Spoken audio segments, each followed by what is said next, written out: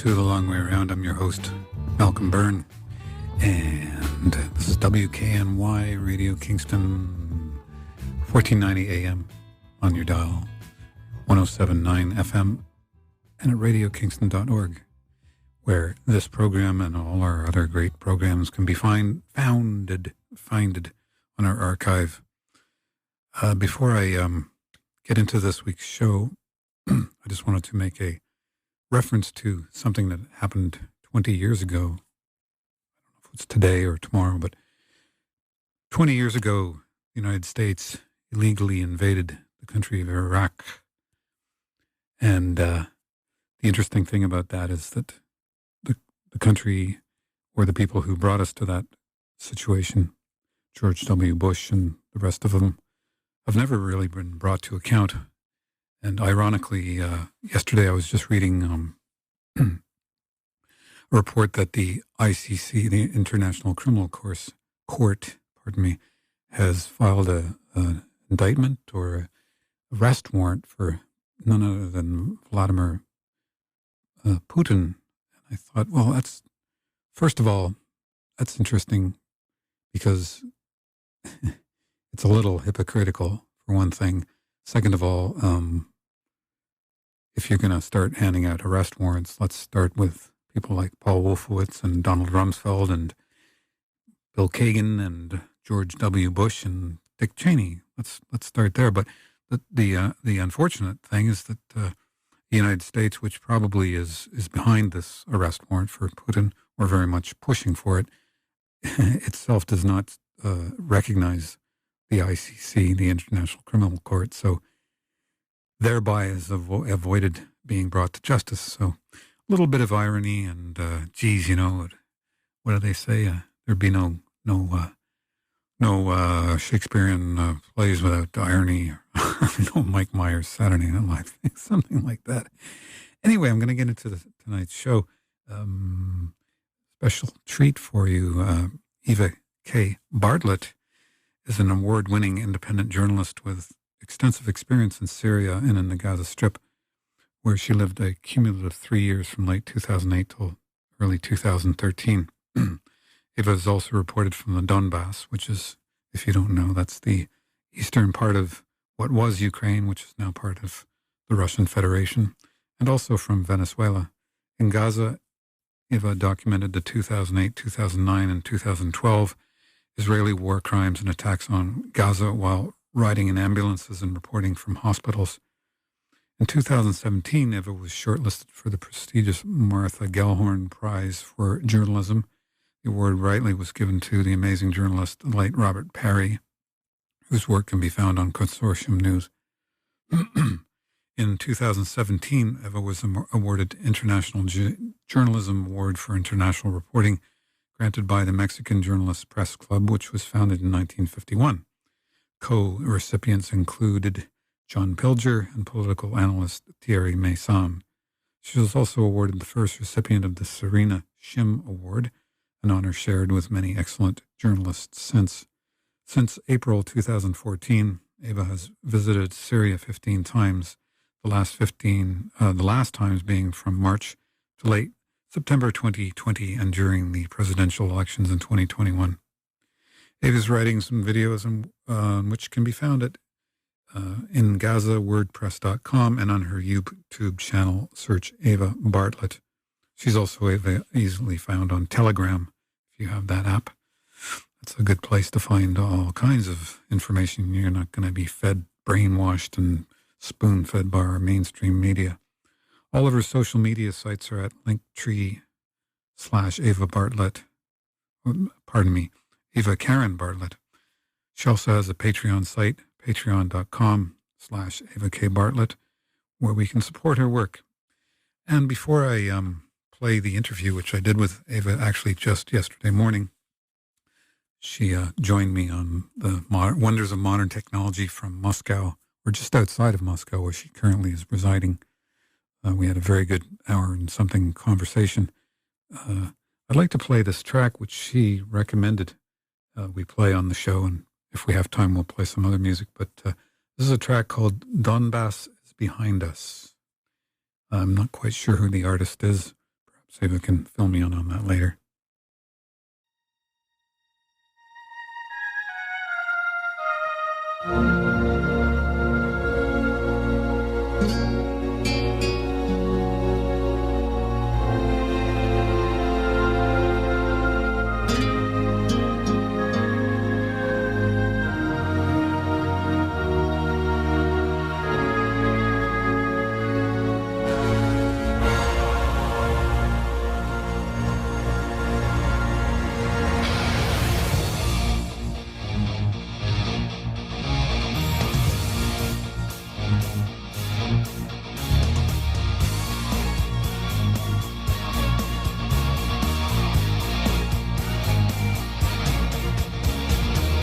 Проснулся свет в кромешной темноте, и Богу была названа цена. Прогнулись все и братья во Христе, прогнулось все, но не моя страна. Был урожайным высокосный год, и кровью смерть была пьяным пьяна, а дождь свинцовый гнулся небосвод. Прогнулось все, но не моя страна. Полнеба пламя, полнеба смог, Донбасс со нами и с нами Бог. Полнеба пламя, полнеба смог, Россия с нами и с нами Бог. Из памяти не предали отцов, здесь не отдали дедовской земли. Какой ценою не отыщешь слов, здесь за отчизну жизни берегли. И снова сила русская в руках, и жизнь и смерть за родину красна. Стоит и держит небосвод в веках, моя непокоренная страна.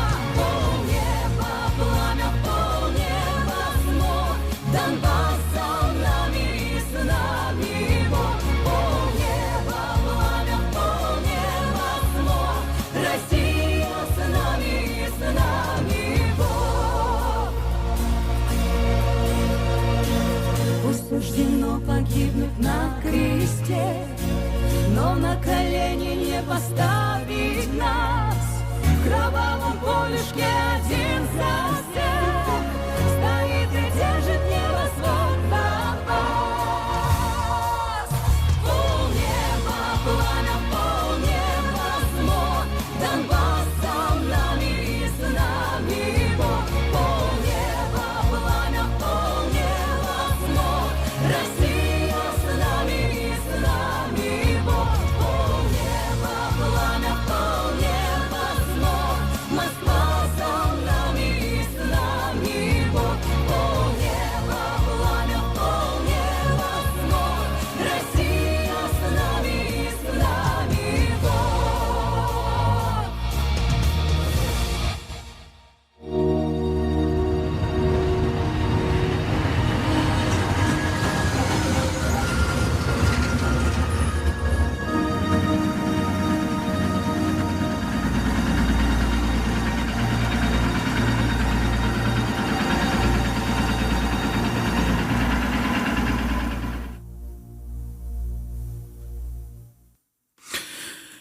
That was Donbass is Behind Us.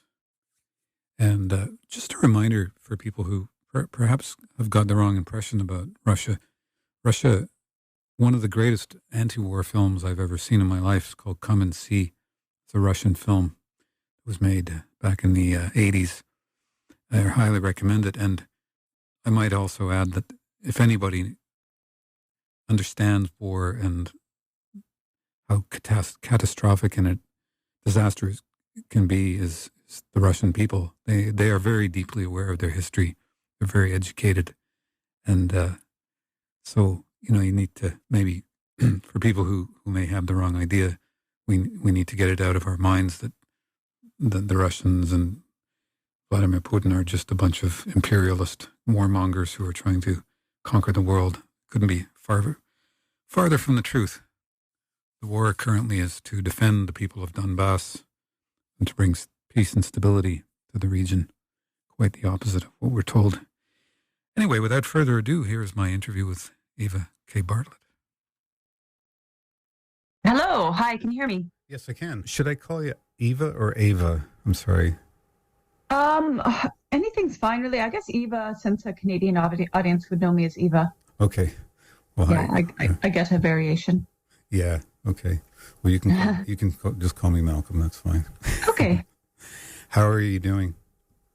Good. Thank you. I'm doing well. I'm sorry for all the confusion. No, it's actually, it's kind of part of the life in the kind of Zoom world, trying to coordinate things, especially, dealing when you're halfway around the planet, because you're in Moscow. Is that correct? Yes. In the countryside of Moscow. Oh, yeah. Russia is a place that I feel such an affinity for, yet I've never actually been there. Maybe it's the Canadian in me. Maybe we have some common affinity with the cold or something. I don't know exactly what that might be, but how different is it there, for example, than what we get in the media? The kind of caricaturistic image of Russia under a totalitarian regime and all of that kind of junk that you hear. Well, I don't know if you were living in Canada during COVID, but I want to talk about totalitarian regimes. Yeah, no, I mean it's it's ironic, right? When you think about it. I spent a bit of time in Canada, and it was kind of bizarre. It was kind of What can I say? I mean, I left Canada for the last time in February 2020, thinking I would be gone for about 1 month. I was going to Syria with a stop in the UK first to participate in a panel. And as it turned out, I haven't been back since. So I ended up in Syria. The borders closed. So it was like a 6-month extended stay for me, which was great, because normally the visa was quite short. So for me, it was wonderful. I love Syria. But I was watching from afar as my friends and family in Canada were talking about the restrictions they were facing. And it was funny because I spent those 6 months until the end of September in Syria, and then I went to Serbia for a few months, and I moved to Russia. And in every country, I'm not so familiar with Serbia, how the restrictions were, but I know that the people pushed back. And basically in every country, when I was there, I wasn't subjected to what I was seeing was happening in Canada. And so all the things we were hearing about totalitarian regimes, and we were living life pretty much as normal. Really? Yeah. God, you wouldn't know that. We live in such a, well, I'm telling you something you already know, I'm sure, but we live in such a bubble on this continent, really. I mean, I don't know about south of the border in Mexico, but certainly the United States and Canada, it seems to be a media bubble. The combined sort of efforts of both the government and the pressure on social media companies such as Twitter, sort of whole kind of downgrading of any information that goes against the government or the sort of media establishment narrative just gets completely suppressed, so. Yeah. I don't know if you're familiar with Tamara Lawrence. Yes. I watched, yes. I listened to that interview. It was fantastic. And that's actually one of the things I wanted to talk about. Go ahead, please. Sorry. Okay. Well, so then I won't say too much about it, but it was very, very interesting to hear her impressions of her visit to Russia, particularly since she did preface it with saying, like, she's a Canadian, she's grown up in Canada, and she's a well-informed Canadian, right? She's not an average Canadian. And she said, even in spite of, well, she didn't say this, but I'm saying it on her behalf. In spite of her being exceptionally well-informed, she herself said she had her own biases. And so when she came to Russia, she said, she was surprised by everything. She was surprised by the people she met. She was surprised by her own unintended, preconceived biases. And she was very pleasantly surprised by her visit here. So that was really nice to hear, because when I moved here, when I visited in 2019, I didn't have, I wouldn't say I had many negative biases. I can't remember, but I certainly didn't have perhaps like what an average North American might. And to the contrary, I hadn't seen all of Russia, but when I first went to Moscow, I was super impressed by how clean and modern things were. how nice people were, how smartly dressed people were. And I say that not as somebody who really values, materialistic, I don't value fashion or anything, but just people take pride in their appearance and keeping their area clean. And I've continued to have really positive impressions of life here. Well, what I often hear from people here when I sort of complain about the kind of, especially the level of police brutality that goes on in America, that sort of daily violence that you see pretty much constantly here. And I say, America is quite an oppressive entity, and people say yes, but it would still be better. It's still better than the alternative. And I think, well, what do you know about the alternative? Like in real terms, even people that have, for example, I know someone that spent some time in China, but this would be almost 30 years ago. And I say, well, yeah, but I don't think the China of 2023 is like the China of 1990, for example, and I'm sure the same thing applies to Russia, So.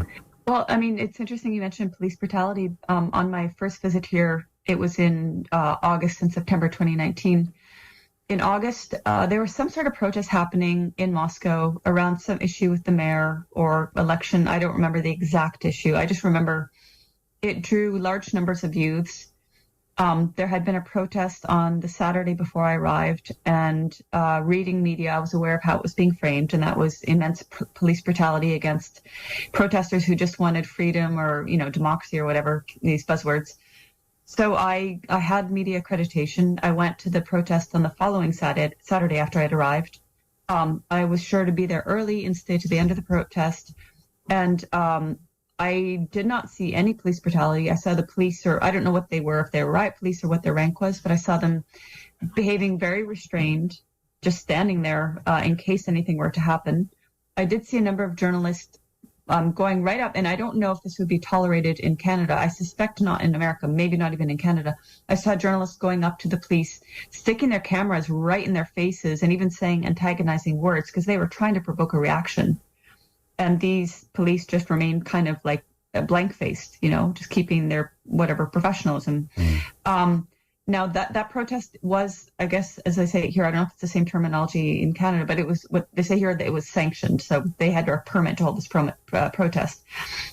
And I know, having participated in protest in Toronto, I know that it's the same. You need to have a permit, and you get to protest in a designated area. It's not what we want, but it's the way it works kind of around the world, as I understand it. And so this was the case here. And then afterwards, there was a non-permitted protest in a different area. And I had heard, I can't remember how, but I'd heard whispers that this would happen. And so after the first protest, I saw a bunch of young people still chanting and holding signs, walking. So I thought, okay, I'll just follow them. And so I followed them, like they walked for about half an hour, and they ended up in another district. And there were already journalists there waiting for them. So I wondered, well, how did they know? Interesting. They were like Western journalists, including CBC, Chris Brown, and I forget his counterpart here, Corinne something. So there were already journalists there. They were waiting for these protesters. And the way it was framed was, this wasn't a protest. This was a walk in the park. And even kids just walking in the park are being brutally beaten by the police. So I stayed for that one too. And I watched, and honestly, I didn't see beating occurring. It could have occurred somewhere else. I can't say I was everywhere. I did see a couple of kids being carried away, as they would be carried away. Anyone would be carried away if resisting arrest anywhere. I didn't see the kind of brutality we've seen happen in Quebec way back. When was that, in 2008 or something, or 6? My brother was there. I didn't see, there was no tear gas. And the crowd control measures I saw was basically police linking arms and walking forward. So pushing people out that way. It was intimidating, but it's a lot less intimidating than being fired at, tear gas canisters or stun grenades or whatever. Yeah. And then fast forward to 2021 when I moved here, same thing, only this time it was around Navalny. It was being framed as police brutality. Again, I attended a protest in January 2021. I didn't see any brutality. I saw the same crowd control measures slowly clearing out the square. And again, I saw CBC portraying it one way, different than what I saw. And later I saw footage. It was actually supplied by RT. And it showed police using their batons on protesters. But when you slowed down the footage before any batons were thrusted, the protesters, there was one that was headbutting police and another that was running at the police, kicking them. So I mean, again, cause and reaction, right? So I think that I'm positive that these journalists were there in order to capture their angle, to say this is police brutality. And I just thought, like, this is so hypocritical because they're not reporting on police brutality in France or elsewhere. You know, they're literally framing it before it even started. I saw Chris Brown of CBC practicing his speech before the protest even started, and he was talking about the mood of the protesters. And I get it; these type of journalists have to have their shtick to say. But I was just thinking, like, and I recorded them because I'm just like, but you're literally describing the mood of the protesters before it even starts. So how fair is that? You know, speaking as a fellow Canadian, I'm the level of dismay and literally shame I feel about my country at the moment is it's I've never felt this way before. You know, I live in the United States and I've not lived in Canada for over 30 years, but I still consider myself first and foremost a Canadian. But, you know, the rhetoric, the narrative, you know, let's just focus for the moment about the conflict in Ukraine. It defies logic. I mean, I don't know if you saw that there was someone that tried to get in the face of, what was the minister, one of the Canadian ministers of some affairs or something or other had said something about supplying war jets to Ukraine. And it was just like, what on earth are you thinking? Like, can you explain it other than of Canada just being sort of lapdog to the United States or something? Oh, my focus has largely been, as I'm sure you're aware, reporting from on the ground in the Donbass. You know, what the people there have been subjected to, from what I've seen, my own experiences, the various war crimes that Ukraine has committed there. I am aware to a degree of Canada's support to Ukraine. I would definitely defer to people like Eve Engler or Tamara Lawrence. You know, Tamara can talk at great length about how Canada has trained the Ukrainian army, including these far-right nationalists. I know Eve Engler can also speak about that. I know they've participated in actions to disrupting actions in order to bring attention to these, like Chrystia Freeland or what's her name, Melanie Joly, or the various people that speak on behalf of Canadians that are literally arming nationalists and Nazis in Ukraine and whitewashing their crimes. I can't speak that in depth because I haven't taken the time to really, you know, inform myself to the point where I can rattle it off. But I can say even the CBC Radio Canada at one point reported that Canada had spent $1 billion training Ukrainian forces. And that was, I think that report came out sometime last year. And certainly since then, it's been more.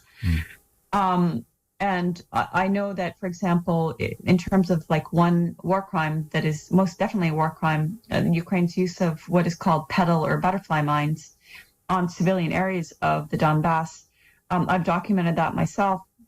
I've taken testimonies of civilians who've been maimed by such mines. And, you know, Ukraine is party to the Ottawa Treaty, the Ottawa Convention, whichever it's called, the international treaty to ban and prohibit the use of these landmines, such landmines, not specifically only these, but these include these petal butterfly mines.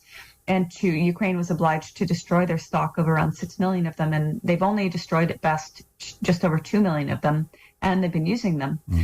And so back to Canada, this is something Canada will not report. And just recently I saw something, I think Trudeau announced around, maybe it was 2 million Americans, so a little bit more Canadian or whatever, but it was, let's say around 2 million American to contribute to demining in Ukraine. And I just thought, like, the hypocrisy, because they're literally using mines that under a treaty with a Canadian name, under the, you know, auspices of Canada, they're violating this treaty and they've named over 90 civilians and killed one civilian with these mines, you know. And once again, what I always say and have said, for example, also with regard to media's reporting on Syria, is imagine if it was Russia using these mines. Imagine if it was Syria using these mines, or whoever our enemies, quote unquote, are. If they were using these mines, of course, we'd have emotive everything 24/7, informing people of how horrible these governments were for allowing the use of these mines. But because it's Ukraine doing it, then we're told, well, this isn't happening. Now, fast forward to recent months, Human Rights Watch reported from Izium, a district under the control of Ukraine. And it was at some point, I forget the exact timeline, it did have Russian forces there. And during that time, even Human Rights Watch, which I'm sure you're familiar with, is not the neutral human rights body that we're meant to believe it is, just like Amnesty and all the others. Even they reported, Ukrainian forces were firing on areas. They took testimonies from civilians who were saying, yeah, this is when Russian forces were in this area and it was Ukrainians firing on us.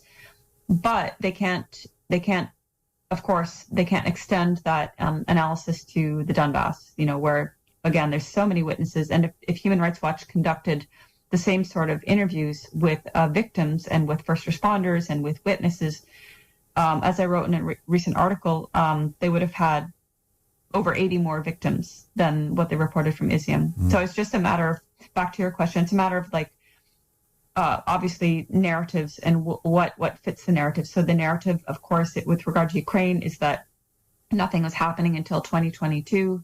And then suddenly, for no reason whatsoever, Russia decided to invade Ukraine. And now I have my sympathies, of course, with Ukrainian civilians for many reasons. First and foremost, that they're subjected to the rule of this authoritarian government that came to power after the coup in 2014. And they themselves, civilians, journalists, activists, members of parliament, politicians, are imprisoned, are disappeared, are beaten, are discriminated against for having different views than the regime in Kiev. But what was my point there? I just lost my train of thought. The narrative thing. So we're supposed to believe that none of this happened until 2022, and thereby everything Ukraine does is democratic, freedom-loving, all the things we supposedly value in the West.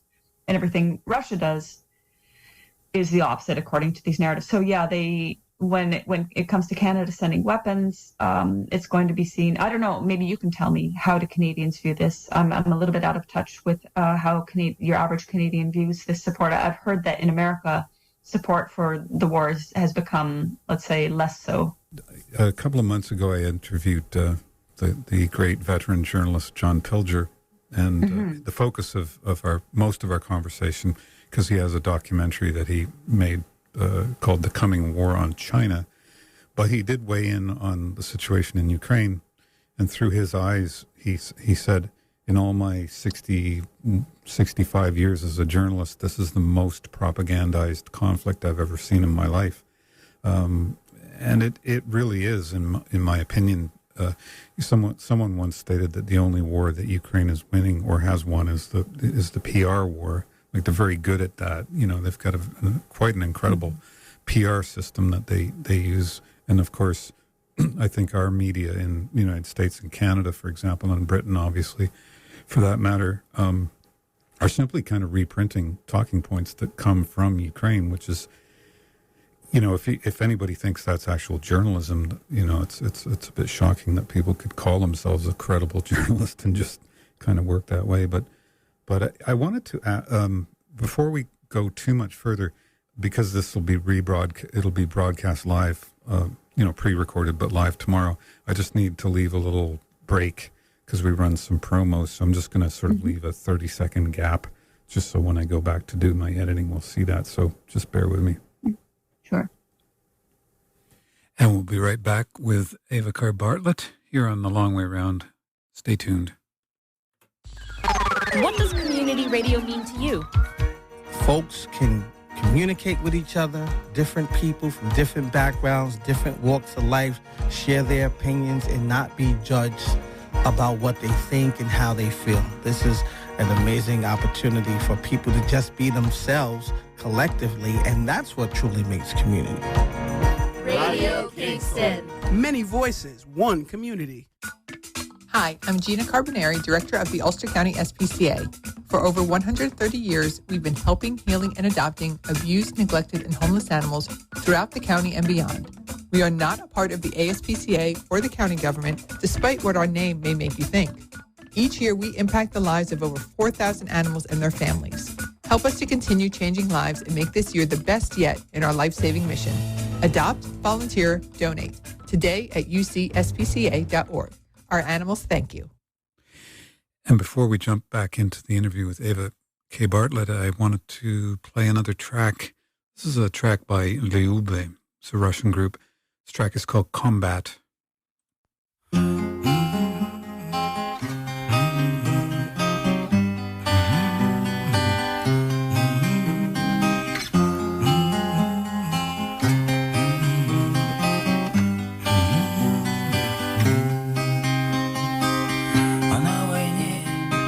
Как на войне, патроны, водка, махорка в цене.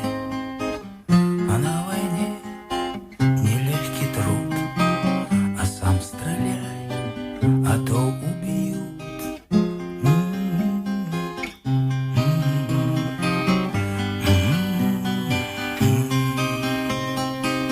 А на войне, как на войне, подруга, вспомни обо мне. А на войне не ровен час, а может мы, а может нас.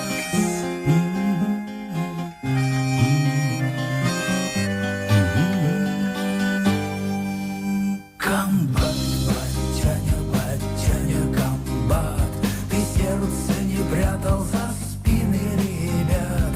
Летят самолеты и танки горят, так бьет ее комбат, комбат, батяня, комбат. За нами Россия, Москва и Арбат.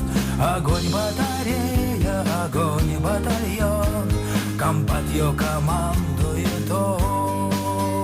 Огонь батарея, огонь батальон, огонь батарея, огонь батальон, огонь батарея, огонь батальон, огонь батарея, огонь, огонь, огонь, агония. А на войне, как на войне, солдаты видят мамку во сне. А на войне, да то оно, а все серьезней, чем в кино.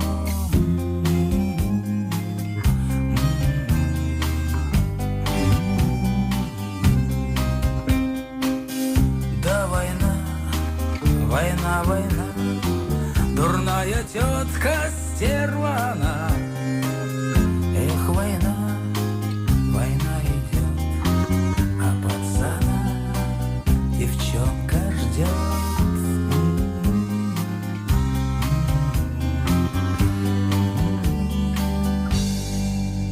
Комбат, батяня, комбат, ты сердце не прятал за спины ребят. Летят самолеты и танки горят, так бьет ее комбат, комбат, батяня, комбат. За нами Россия, Москва и Арбат. Огонь батарея, огонь батальон, комбат ее командует он. Комбат, батяня, комбат, ты сердце не прятал за спины ребят. Летят самолеты и танки горят, так бьет ее комбат, комбат, батяня, комбат. За нами Россия, Москва и Арбат. Огонь батарея, огонь батальон, комбат ее командует он. Огонь батарея, огонь батальон, огонь батарея, огонь батальон, огонь батарея, огонь батальон, огонь батарея, огонь, огонь, огонь, агония.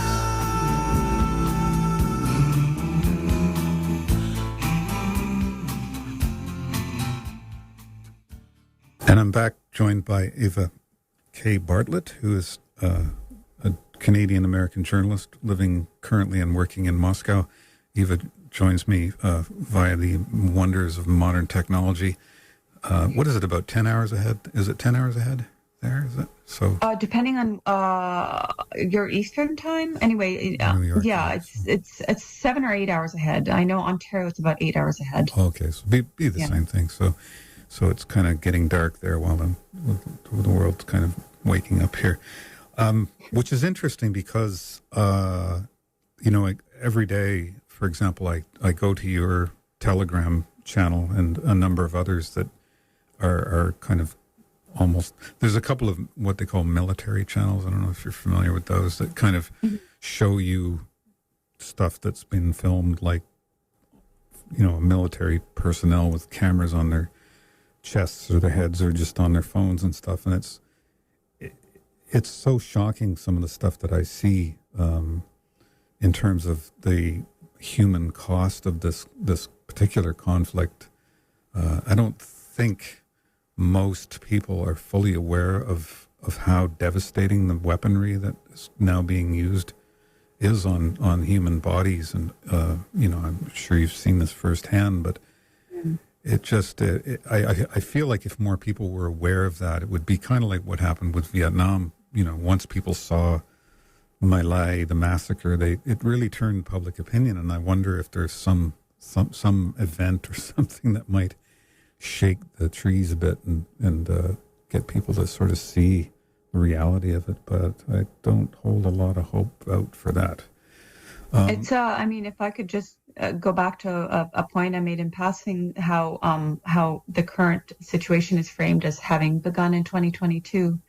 And I know you're aware that's not the case, or there's a huge lack of context there, because the actual current situation is a product of the coup which the West orchestrated in Kiev, and then the violence against the Donbass region that the Ukrainian government has been waging since then, since 2014. Violence meaning the war, which is described in the West as a civil war. And I know I've heard people say, including somebody I recently interviewed who went to the Donbass in 2016. He said, he went there to see for himself, but he was surprised because when he heard the term civil war, he kind of just pictured, like, I don't know what people picture when they hear civil war, but they probably think like I think they equal think, sides. Yeah, I think they think Robert E. Lee and Ulysses S. Grant and the Greens against the Blues and whatever.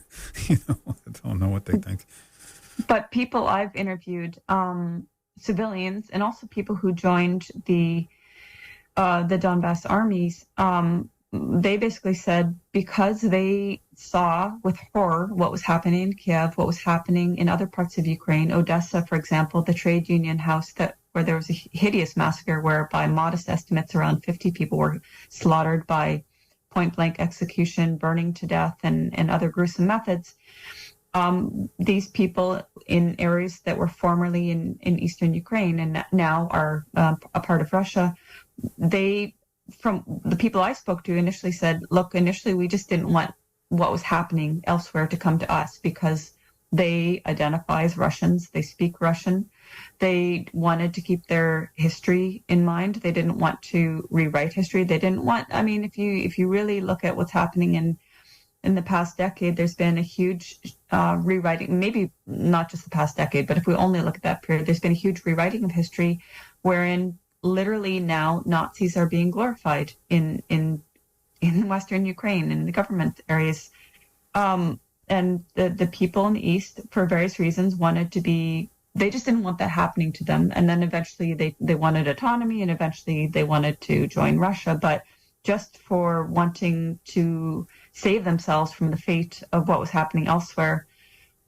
This is according not only to testimonies I've taken, but there's a lot of, you could say, I know people take issue with the fact that I'm living in Russia, although when I first went to Donbass, I was living in Canada, and I went there in 2019 on my own dime. But anyway, if you don't want to listen to what I have to say, or, the months I've spent there throughout the course of last year and into this year, there's analysts like, there's military analysts you can look to. There's Jacques Bode, the Swiss analyst who wrote it. Why would I want to listen to you, who's actually been there, as opposed to the New York Times? Yeah, well, I thank you. I guess what I mean, self-deflecting or whatever, but I guess what I mean is like I have, people can make up their own minds. I have many testimonies. I try, when I do my interviews, I try my best not to I definitely don't have a preloaded narrative. I don't go there to cherry pick a soundbite. If I'm at a place and something occurs, I try to just put the camera on the people if they want to speak and let them say what they want to say. So people, if they wish, they can look at my videos and determine for themselves how much is like staged or propaganda. I can say 100%, none of it is staged, but you can determine yourselves. But if you don't find me credible, there's still Jacques Baud, the Swiss intelligence officer, who wrote at least 2, probably more, very in-depth articles outlining the sequence of events before February 24th, 2022, which included Ukraine's 8 years of war on the Donbass, which included the weeks of intensified Ukrainian shelling of the Donbass prior to February 24th, 2022, included Russia's own concerns, very legitimate concerns about their own sovereignty, Ukraine and NATO's creeping eastward.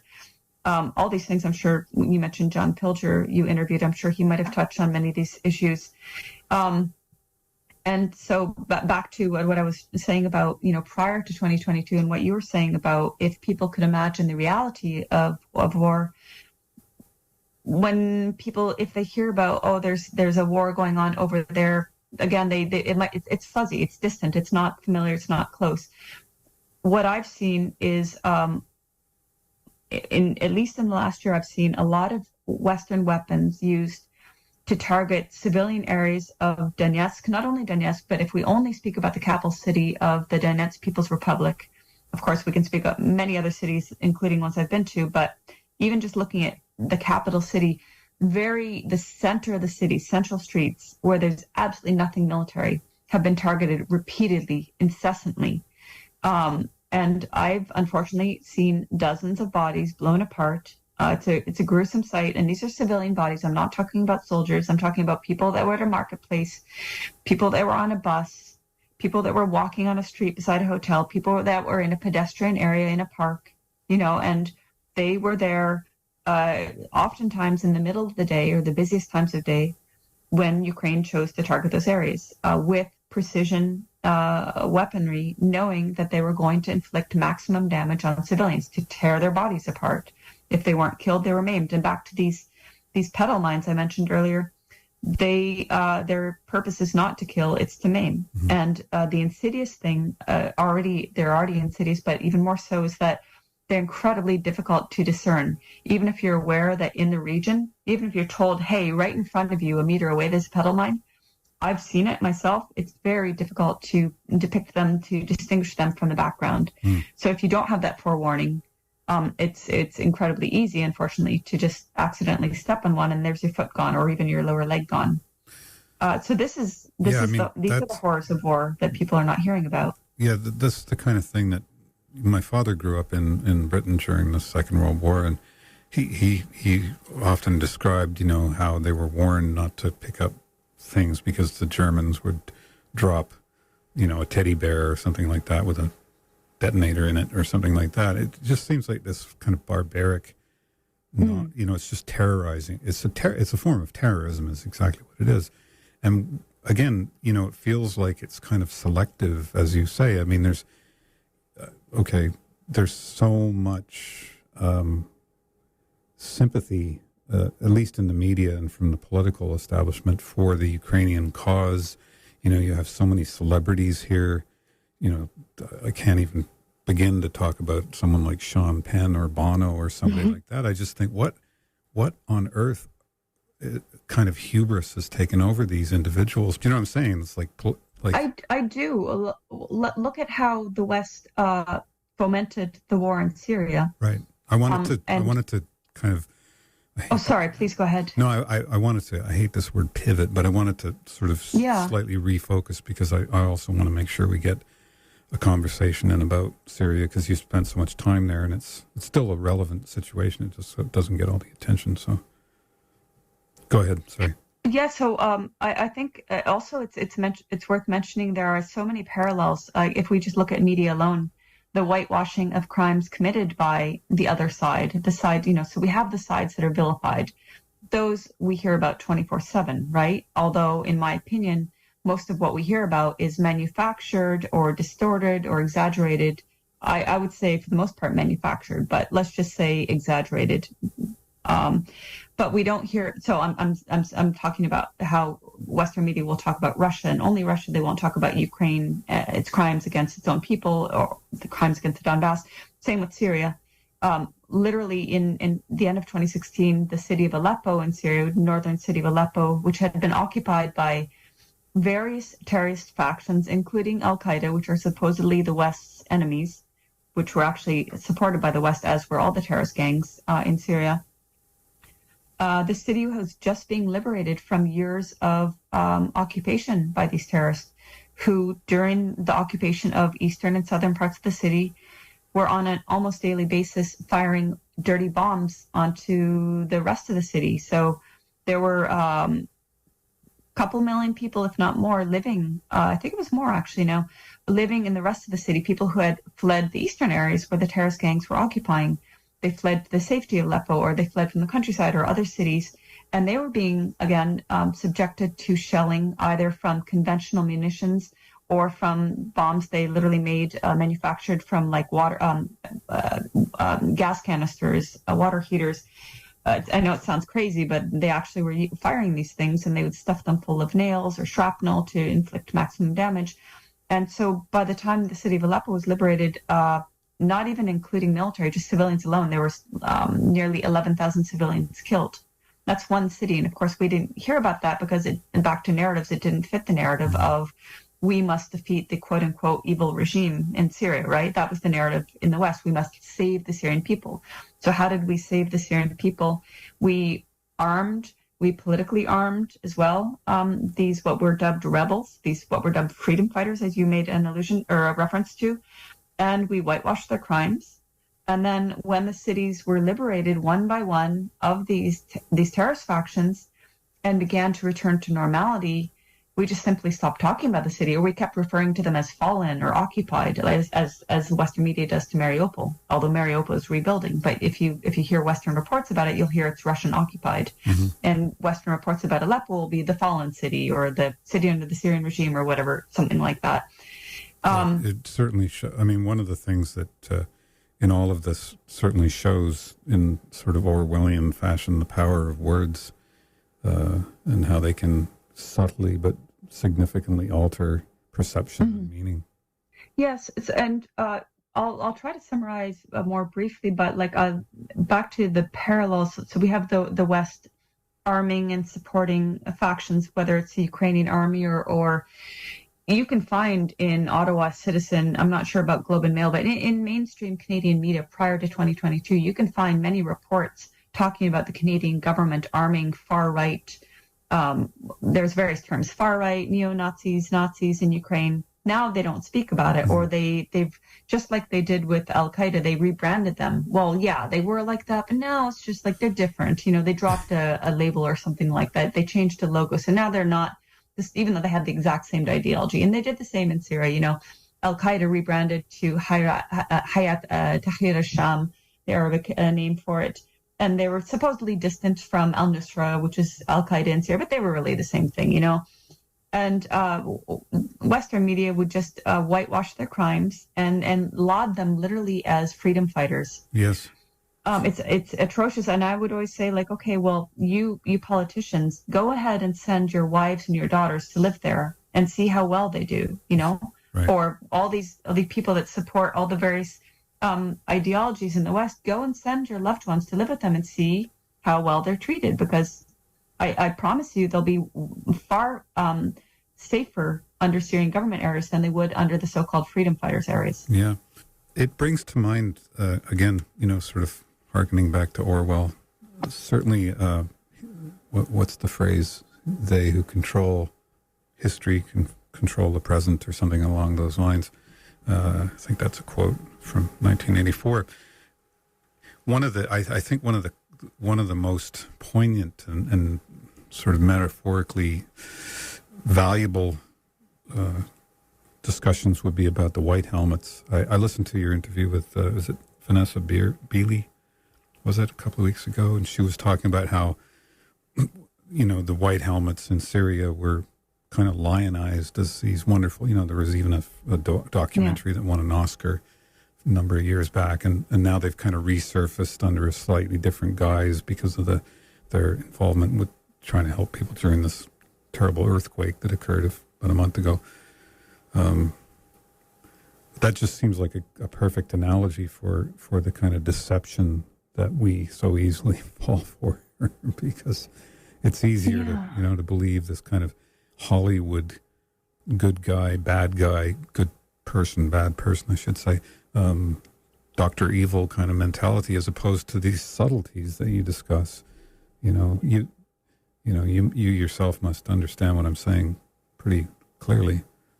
I do. So Vanessa is, I would say, by far like the most informed. She's done the most research, the most on the ground interviews, exposing the white helmets. I've done a share as well, and she and I were both fairly early on investigating them. Although I always do feel it's important to note, Corey Morningstar, Canadian independent researcher, was among the first that I became aware of back in like 2014, who was exposing Western links, Western PR firms, and this propaganda group, the White Helmets. But the point being, you're right. These are Hollywood-esque type propagandists is very apt. I mean, there's a few points to make. One, they worked exclusively in areas that were controlled by the various terrorist factions. Almost inevitably, their headquarters would be right next door, or 50 meters, 100 meters away from one of the main terrorist factions controlling the area. And if you spoke with civilians in the area after it was liberated of these terrorists, they would inevitably say, like, we couldn't go there. We're not only people that were working with the terrorists or had some sort of approval to be in those areas could be there. Otherwise, you risk being shot dead or what have you.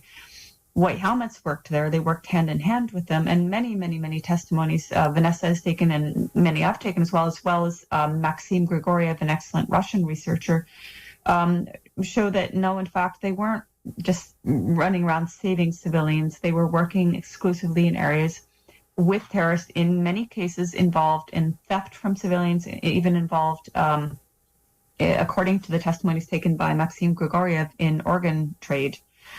But that aside, I have my own experience in Gaza and Palestine working with medics. And so aside from all the criticisms you can make about like the obscene funding from the West, the fact that White Helmets only work in these areas and not in government areas, the fact that many civilians in areas that were occupied by terrorists said we didn't even see them, or if we did see them, they were thieving from us. Aside from all that, which is already bad enough, just when you look at the theatrics of it, if anybody who's in some capacity studied film, which I have not, but if you think about it, like they have numerous camera angles, very high quality production. Yes. And my point about working with rescuers in Gaza is during the 2008-2009 Israeli war, I was with Red Crescent rescuers in their ambulances, and there's no time for theatrics. You literally Right. go, you grab whoever's injured, and you run, and you hope like hell that you make it and you're not bombed before you get out of that area. And I was with rescuers who came under sniper fire. Another rescuer I work he had an Israeli soldier fire a dart bomb in his ambulance, and he was shredded and died as a result. And they had no time to be running around screaming and posing for the camera. And that's like, it's one of the most blatant theatrics I've seen. But I understand why it's persuasive, because it's emotive. They have music, they have slick camera angles. And if you're an average consumer of news or whatever, you maybe won't take time to analyze it and think, well, how could they have time, if it's so dangerous to do all this? Yes, well, I think it was the wonderful master of propaganda, Joseph Goebbels, during the time of Adolf Hitler, that said, tell the big lie and tell it over and over again, and they will believe it. And it sort of feels to me, I mean, I haven't spent nearly as much time as you have in conflict zones, but I did spend a little bit of time in Bosnia, and I've also spent some time traveling extensively in Turkey, in the eastern part where there is and was a civil war going on. And I can't say as I ever saw an aid worker carrying a gun. It just doesn't typically go with the job description. I mean, yeah, but when you see a white helmet carrying an assault weapon or something like that, you got to think, well, what the heck, So even that's a telltale sign right there. So, but yeah, I guess they're on the cash fundraising bandwagon now because of this earthquake, and apparently the white helmets are servicing certain areas but not others. I don't know if that's true or not. I think Vanessa mentioned something along those lines. It would be true. I mean, I can't speak to areas in Turkey or their involvement there, but certainly in Idlib, for example, where Al Qaeda and like-minded terrorists are still occupying, so the Syrian and northwestern area of Syria, white helmets would be helping people there. And aside from the white helmets, even just the issue of the sanctions against Syria, it's so horrific because. And Vanessa would have really eloquently outlined this, but it's so despicable that the West wouldn't even lift the sanctions to enable humanitarian aid to quickly reach Syria in a very desperate time of need. Instead, there were certain countries that were taking chances and sending aid to Lebanon, but still then it would take 12 hours to reach the Aleppo region or whatever, which was precious time. And so just along with everything else in the past over 1 decade of Western hypocrisy speaking about human rights in Syria, this is another just blatant example of how these decision makers do not care about civilians in Syria at all. Yeah.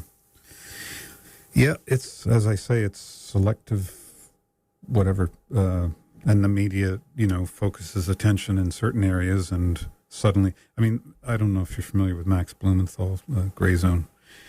Max said once, you can be pretty sure when all the attention's on a certain situation that you've never even heard of before, there's something going on.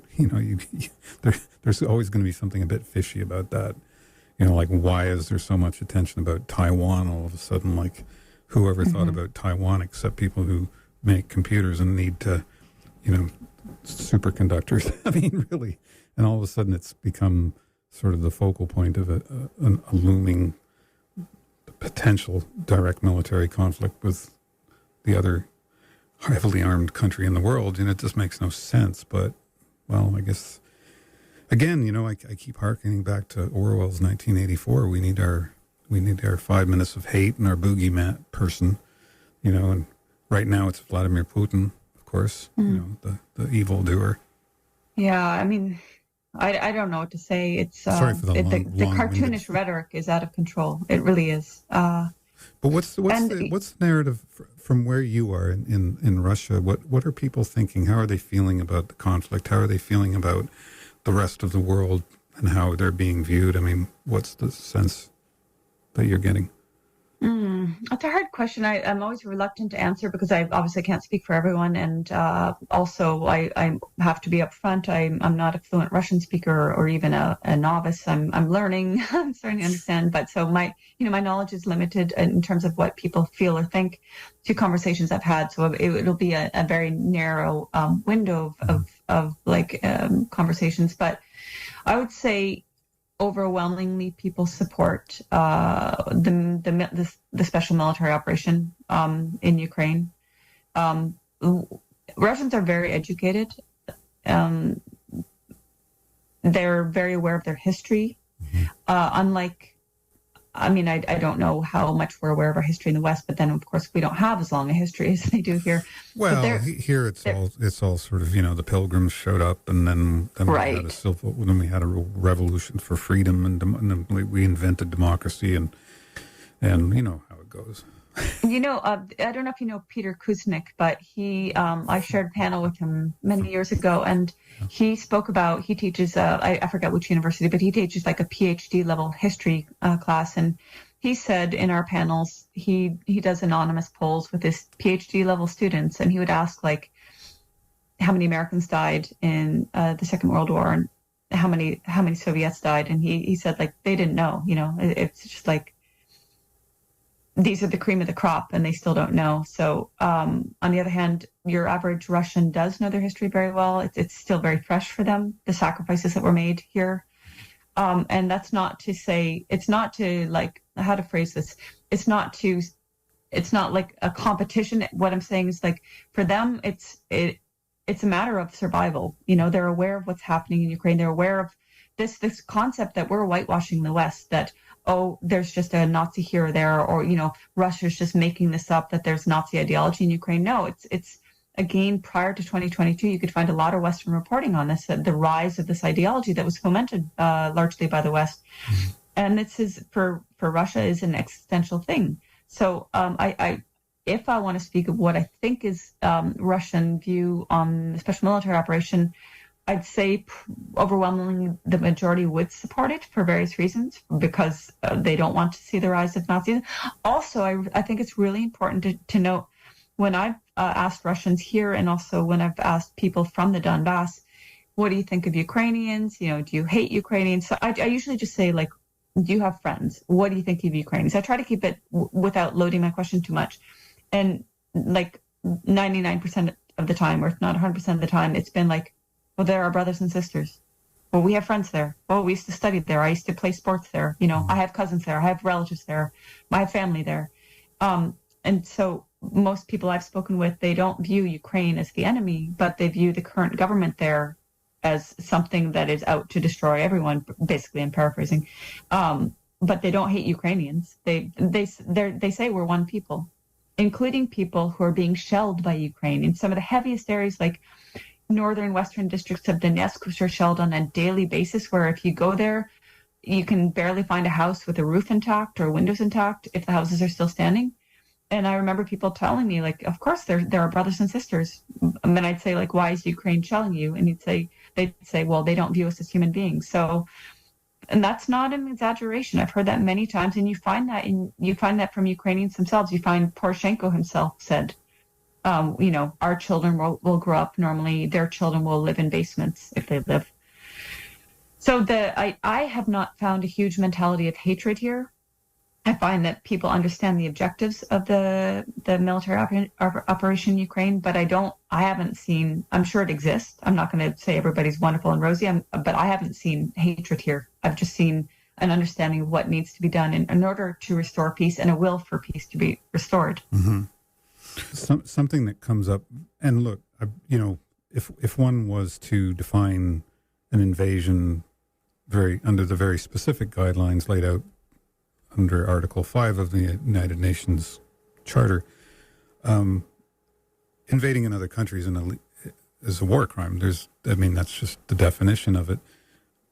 I hear people say, well, the Russians, i.e., they don't say Russians, they always say Putin, as if like one person's running the whole country by himself or something, which gets to the heart of the problem of how he's even viewed as a leader. But you get this pushback constantly when you try and explain this isn't even a 1-year-old conflict. It's not even a 9-year-old conflict. This thing goes back to the late 80s, when NATO really should have been disbanded, quite frankly. So it's been building for a long time, but they'll say, yes, but they're defending themselves against an invading country that wants to eventually take all of Ukraine and even parts of the rest of Europe. And I just don't believe that Russia has imperial ambitions. I just really view it as literally an existential self-defense situation as much as anything else. I agree. And again, I would say if people would prefer, an American source, so I'm American as well, but say, for example, you have Colonel Douglas McGregor, mm-hmm. and I'm fairly certain, I don't want to misconstrue what he said, but I think it's fair to say that he would also say Russia's objectives are not to take Ukraine and parts of Europe. I'm fairly certain Scott Ritter would say that. I know Brian Bartlett, who's an excellent analyst based in Thailand, who has the YouTube site and website, The New Atlas. Yes, very familiar. He's an excellent analyst, and he himself breaks down how ludicrous, that's my choice of words, I don't know that he's used that word, this narrative that Russia is trying to take Kiev and all of Ukraine and parts of Europe. And he himself, again, repeatedly sources Western media, but also when he talks about Russia's intentions or their objectives, he would cite the Russian authorities themselves in saying what they said at the beginning of the special military operation, what their objectives were. In terms of the legality, there are various people I would cite. Dan Kovalik, I know he's written and spoken. He's a lawyer, a U.S. lawyer, an author.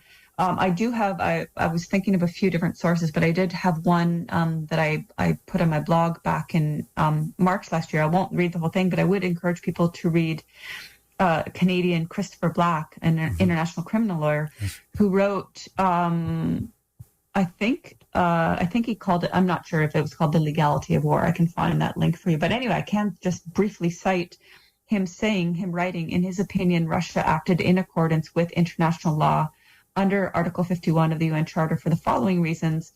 One, the Kiev regime was mounting a major offensive with NATO's help against the Donbas republics with the intent of destroying them. He talked about the intensive shelling I mentioned earlier, civilians fleeing into Russia, etc. He goes on. So I do encourage people, I'm going through it quickly for the sake of time, that there was a request from the Donbas republics for assistance. That was one. Two, that Russia itself had been attacked multiple times by, this is Christopher's writing, Kiev regime forces. And he again expands upon that. Three, that the deeper issue was the imminent threat that both you and I have spoken about, that to Russia from NATO, this existential threat by its continuous expansion to the east.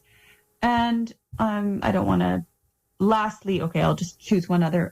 The NATO powers had relied on their legal doctrine for, this is a very important point, the hypocrisy that they invented this responsibility to protect, to destroy Yugoslavia and on, Iraq, Libya, right? And yet when Russia has very legitimate, and as a lawyer is pointing out, legal reasons to conduct this operation, of course, the West deems it otherwise.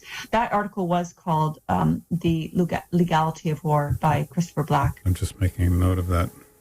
Yeah. The legality. And if you like, I had a couple others that I shared. I'm blanking on other authors, but I know they made, again, Dan Kovalik did, points based in legality that the average person, including myself, would not know, to counter this Western narrative of, a crazy Russia just wantonly, suddenly deciding to do this. Well, I'm going to be actually interviewing on Monday Dmitry Laskaris. I don't know if you know Dmitry. He's a lawyer based out of Montreal, and he also talks about much of these kind of very same topics. I would be surprised if those guys don't all know each other.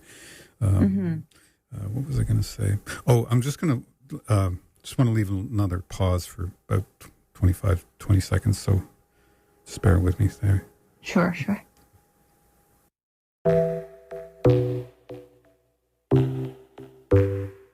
From our studio in Midtown, this is Radio Kingston, WKNY, AM 1490, FM 1079, Kingston, New York.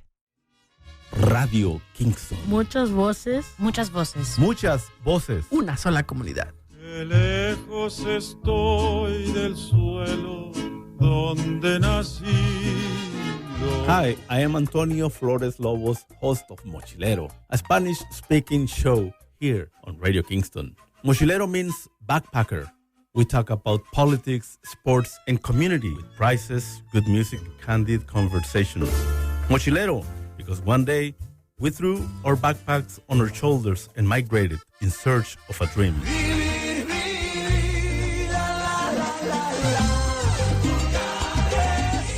That's Mochilero with me, Antonio Flores Lobos, weekdays 11 a.m. to noon here on AM 1490, FM 1079, or anytime at radiokingston.org.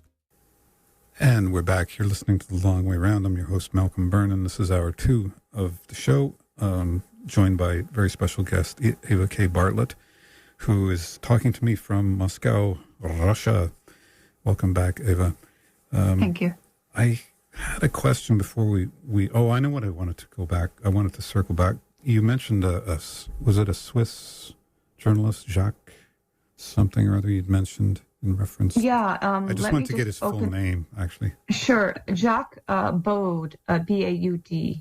And he's originally writing, I'm not sure if it was in French or another language, but it's been translated into English on the postil.com, Postil, I believe. Yeah, here we go. So he has one called The Military Situation in Ukraine, and then the next is The Hidden Truth About the War in Ukraine. Mm-hmm. And both are very much worth reading. The military situation in Ukraine was at least translated April 1st, 2022. So it was probably written, a week or so prior. But it gives a very good outline, chronology of how events came to be, things we discussed prior. And also he looks at some of these Western narratives and analyzes, their basis in reality or not. So it's very much worth a read. One of the things that I appreciate about your work and some of the other people that I've spoken to, John Pilger would certainly be one shining example again, is how you bring a sense of humanity to these situations that unfortunately gets kind of often overlooked. I mean, there's a couple of people that I follow, the Duran, Alexander Mercouris and so forth, but their analysis, even Scott Ritter, he's very analytical in his views, whereas what gets overlooked is, as you discussed prior, just the suffering. I don't think a lot of people quite grasp what it would be like to live, say, for example, in Donetsk City, where you might say goodbye to your children to go to school and have this feeling like they might not come back. I mean, that is the worst nightmare for a parent that you could possibly imagine, I think, or one of the worst, and that's a daily reality. So I wish there was more focus and more attention. One of the people that you interviewed recently, and I'm sorry I can't remember his name, but I thought that was a great example of what I'm talking about, was he's an American guy who used to be a wrestler or a WE. What was that guy's name? Jeff Monson. Jeff Monson. And when you were talking to him and he talked about how they'd raised quite a lot of money to rebuild an athletic center in, was it Lugansk or... Yeah, in the region, in Makivka, which is just east of Donetsk. So it's like right, a 10-minute drive or so from Donetsk. Is it called Adivka? Is that the name? Oh, sorry, Makivka. Makivka.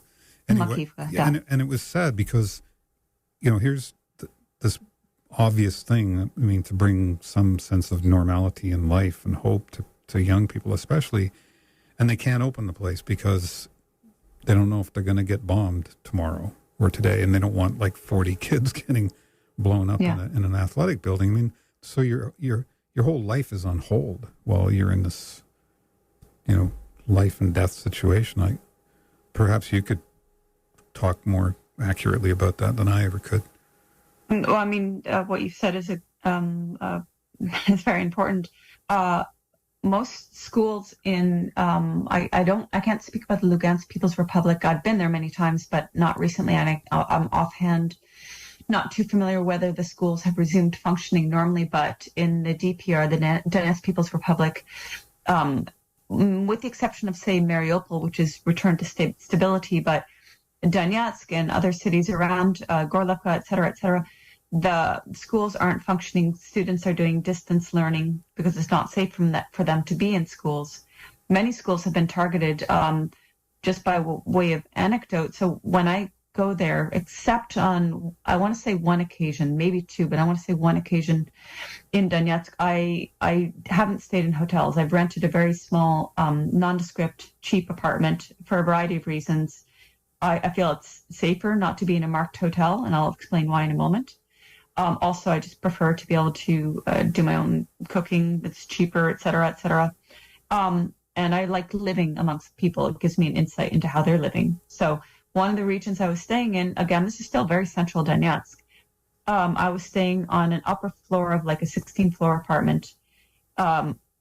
Now, one of the things Ukraine has done is attacked the water infrastructure repeatedly. So last year it was particularly bad, and this year as well. But I rented this particular apartment a number of times. On the 12th floor, there's no water. So if you wanted water, you had to take down your 5-liter empty jugs of water or buckets, whatever you had.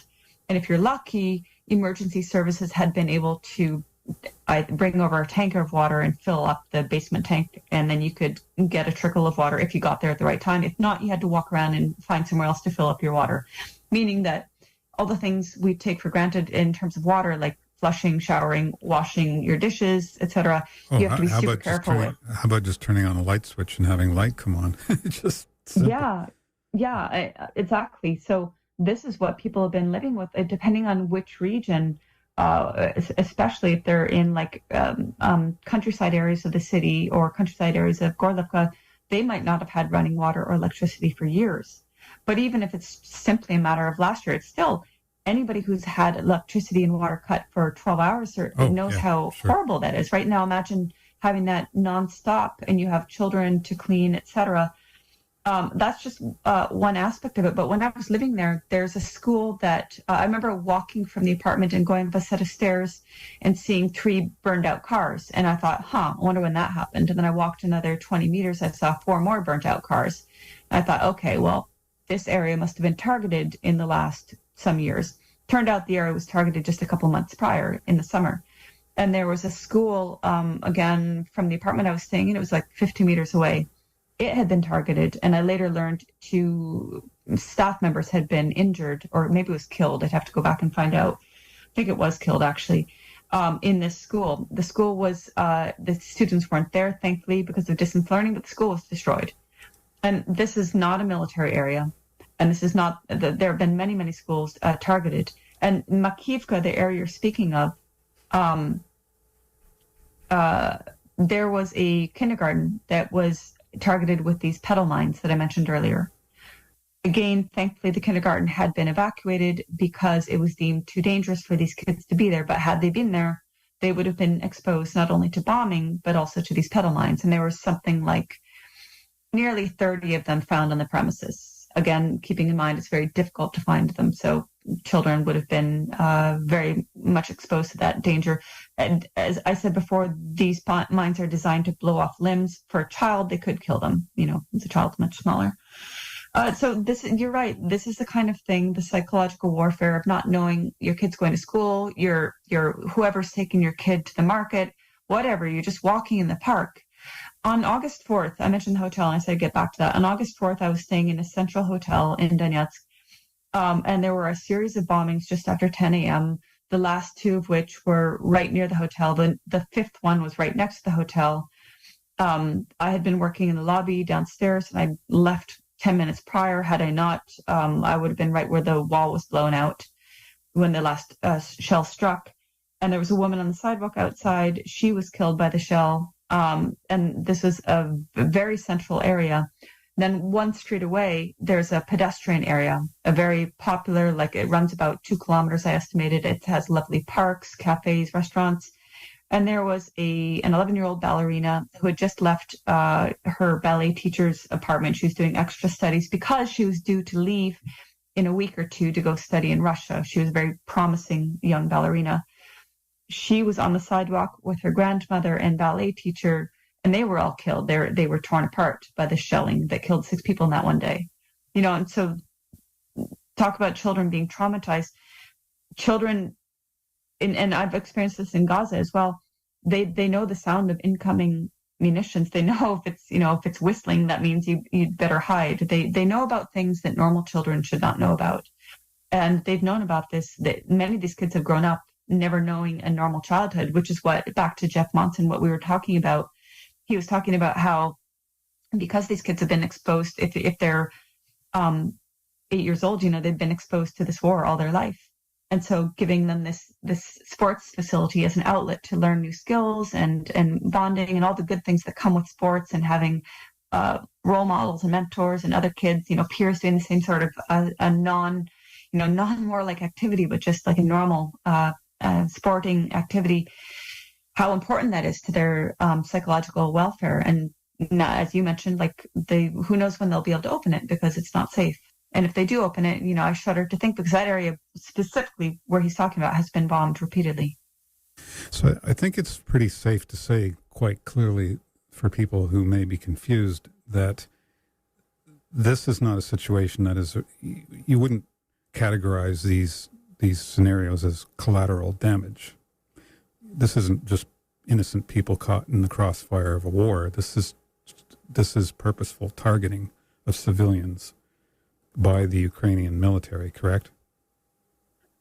Correct. And again, I like to preface this by saying, I'm not a military expert, but I've talked to people who are. So, for example, when Ukraine or I've had people like, again, I want to say it's Brian Berletic. Anyway, military analysts say when you talk about things like HIMARS, the multiple launch rocket system, I've heard them say, and I believe Scott Ritter as well, it's almost certainly it's not Ukrainians who are firing them, but Western contractors or Western soldiers who had the adequate training to fire them, and that these are precision weapons, or the 155 millimeter munitions that are being fired on the center of Donetsk and elsewhere are very precise weapons. So if they're very precise weapons and they're being fired one after another, it means that Ukraine knows, or whoever's firing them from within Ukraine, whether it's Ukrainian military or Western contractors, knows that they're hitting their targets.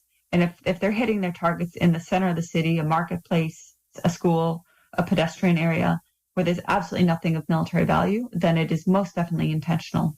And another person was pointing out, like, they could be destroying more buildings, but and buildings are destroyed, of course, particularly houses, but by hitting streets, the center of streets where you know there'll be people, then there's more the likelihood that you're going to kill people and not only destroy a building. Would it also be fair or reasonable to say that, in essence, the Russian military operation is in many ways to bring peace and stability to an otherwise war-torn region, whereas perhaps the Ukrainian military is essentially a war of terrorism or aggression? Because you get a lot, you get the I mean, we live in there's an old Gilbert and Sullivan. I don't know if you're familiar with Gilbert and Sullivan from the Victorian era, but they had a play called Topsy Turvy.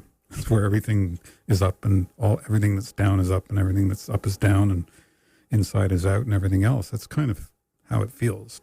Yeah, it just depends who your audience is, really, because in my opinion, what you said is the reality, that what is happening now is an intent to prevent the current Ukrainian government or regime, however you want to call it, from continuing its bloodbath, its genocide of the people of Donbass rather, not just Donetsk, which has been ongoing since 2014.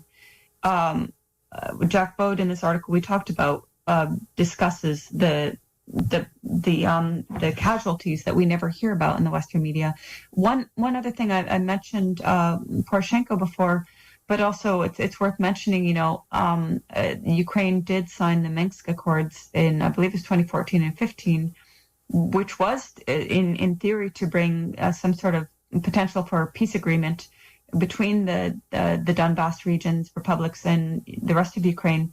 Ukraine signed it. We didn't necessarily know it at the time, but Poroshenko admitted it, and then Angela Merkel admitted it, I believe it was last year, that there's no intent to adhere to them. So if they didn't intend to adhere to these guidelines, these agreements, they intended just to use them to buy time to buff up their military and continue bombing Donbass, then certainly it can be very fairly viewed, in my opinion, as an intentional war, as we've discussed, against the people. And at the same time, until 2022, Russia was constantly encouraging a diplomatic agreement. If the intent of Russia had been to invade Ukraine and take over, as the Western narratives are saying, Russia would have started that long ago and could have done so, I believe, if it had wanted to. But it was always pushing a diplomatic solution until it became no longer feasible to push that, until it became really a threat for the Donbass and for Russia itself. Well, I do believe what you said is an accurate description. Okay. Well, as Colonel McGregor and Scott Ritter and a number of other, John Mearsheimer even for that matter, have said, America does wars like what we did in Iraq. You just shock and awe, drop bombs for 40 days straight, kill a couple of 100,000 people, level the place, and then move in. That's what we did in Iraq. That Russia, I assume, could have done just that very thing. And I understand that there has been and continues to be some internal frustrations with the government in Russia because people are like, why aren't you doing this quicker? But when you really think about it, why would Russia want to destroy a country? It makes no sense. I mean, I think, getting back to what you're saying, I'm sorry for waffling on as Canadians often do. I'm sorry. But what I mean to say is I think Russians have a greater sense of history. And so with a greater sense of history comes a greater sense of what the future may hold, which is what comes after this war. Like, what kind of world or what kind of situation are we going to be dealing with if we're living right next to a country that we've just flattened and killed half the population? So it seems to me that the way Russia has been conducting this war, if such a thing could be said in certain terms, it's a more humane approach, if, as I say, if such a thing could be said. Well, again, I agree with you, and I'm acutely aware of how the West has portrayed Russia's special military operation and the accusations that have been made. Again, as I was saying when I was referring to both media and how they portrayed events in Syria and also in Ukraine or in the Donbass, I mentioned that in many cases there was exaggeration or distortion or outright fabrications. And I think you were talking about John Pilger and saying that he was saying this is one of the worst propaganda efforts. He said the most, right? The most. Categorically. I mean, I would say Syria, the Western reporting on Syria rivaled this. I'm undecided which is stronger. I mean, this is I respect John Pilger and I do agree with him. I'm just not 100% decided whether it's the war propaganda on Ukraine is stronger than on Syria, because I've been so involved in fighting that propaganda. I would say they're at least equally strong. Maybe correct. Maybe it is even more so with Ukraine. But the point being, in both cases, the powers that are being vilified, in the case of Syria, it was Russia and Syria. In the case of Ukraine, Donbass, it's Russia being vilified. And as you rightly noted, why would Russia want to destroy something that inevitably, with the rest of Ukraine, I don't believe for a moment that Russia intends on taking over Ukraine. Why would Russia want to destroy what should be a neighbor, what should be a partner, an economic partner, a future partner, sure. Trade partner, whatever? In the case of areas that have chosen to join Russia, like, the Donbass, for example, Mariupol, you have the Western narratives around Mariupol. They call it Russian occupied. They say Russia destroyed the city. Who's rebuilding the city? It's Russia. Of course, you won't hear that in the West, but it's the same as in Syria. Who's rebuilding Syria? It's the Syrian government. It's Russia. It's Syria's allies. Well, I've seen some footage of the rebuilding in Mariupol already, and it's remarkable. I mean, you compare that to pictures of the place 8 months ago. It's pretty phenomenal. It is phenomenal. I've seen some of these massive housing complexes that were built in the space of a few months, and it was like 3,000 or something apartments in this fairly modern housing complex. Roads were repaved very quickly because after I went to Mariupol in, I want to say it was would have been early April. So the city was still being liberated. Azovstal was still being there were still Azov fighters and Ukrainian military in Azovstal. It was still being liberated. So there's still fighting happening in the city. The roads were terrible. And in the space of, I don't know, a couple of months afterwards, the roads were smoothly paved. And the city itself, public infrastructure was coming back to life. And reconstruction is happening there. Of course, it will take time. But the thing I really also think is important to stress, again, a parallel to Syria, is that when you see destruction in a city like Mariupol or in Aleppo or Homs or elsewhere, what most Western journalists don't report is the reason there is destruction is because in the case of Syria, it was terrorist groups that occupied these civilian areas. They either burrowed down below, frequently in Syria, in the case of Mariupol and elsewhere, Volnovakha and elsewhere, Lugansk areas as well. Ukrainian army, including Nazi formations, either aligned with it or on their own, would occupy civilian areas. They would occupy residential buildings. They would fire from them. They would fire on buildings. They fired, even in the case of Volnovakha, a city between Donetsk and Mariupol. That was another city that Western media said Russia destroyed. And I've been there a number of times. And one of the times I went there, I went back to the main hospital, which was almost fully destroyed. And I talked to staff there, and they said Ukraine was firing on the hospital. Ukrainian forces were firing on the hospital before any Russian forces entered the city. And that's not a one-off narrative. I've heard this many, many times, including in Mariupol, of Ukrainian forces firing on residential buildings. So back to the whole question of the destruction. You'll find in Mariupol, and you'd find that in Aleppo and Homs too, in Syria. You'll find buildings that are completely gutted by having been fired on, and you'll find buildings right nearby that aren't touched. And so you have to ask, well, why? If these crazy so-called regimes just want to destroy everything, why did they not destroy that building? Yeah. Because that building wasn't occupied, because there were no fighters firing from that building. Right. We're going to go to another quick break, Ava, and perhaps when we come back, we could sort of say last thing, if there's anything closing arguments, as if you will. Yeah, that's fine. That's fine. Okay. Hi, I'm Christine Heim from People's Place. Volunteers are the life force of everything we do. Are you a social person? Can you lift 15 to 25 pounds? We could use your help with the donations to the thrift store. Or maybe you'd like to help set up classes or find out how to share your special skill at our Wellness Empowerment Center. Do you have carpentry or basic repair skills? We could use your help at the whole facility.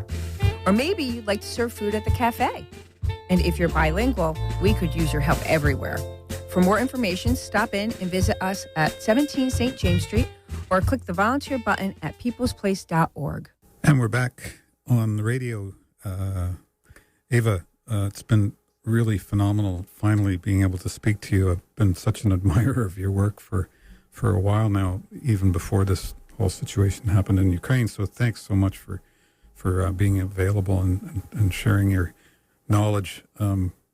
There's so many things I wish we could talk about, and I'm sure when we finish, I'll be like, oh, I wish I'd asked about that. But I guess what I'm saying is there anything that we haven't talked about that you think would be important to discuss before we go? Let me think. Well, I mean, as you said earlier, my focus generally is on the human stories. I like to point people in the direction of good military analysts or analysts or geopolitical analysts. I don't consider that my forte by any means. What I try to do is just bring the voices of people who are being excluded from Western corporate media's narratives to my audience and hope that they'll be heard and shared. And I'd ask people, number one, if you have your doubts about me, that's fine. I get it. Look my name up in Wikipedia, and you'll think that I'm a demon. That was just unbelievable. I looked up, and that was the day that I finally decided I'm off social media forever. Because I someone had said, "Oh, you're having that person on your show," and they sent me this Wikipedia link, and I'm like, "Who the hell in the State Department, the CIA, wrote that nonsense?" It's just unbelievable. Yeah, well, I'll say this. I survive not on what any government sends me. Now, I don't have anything sent to me I do write one op-ed per month for RT. Mm-hmm.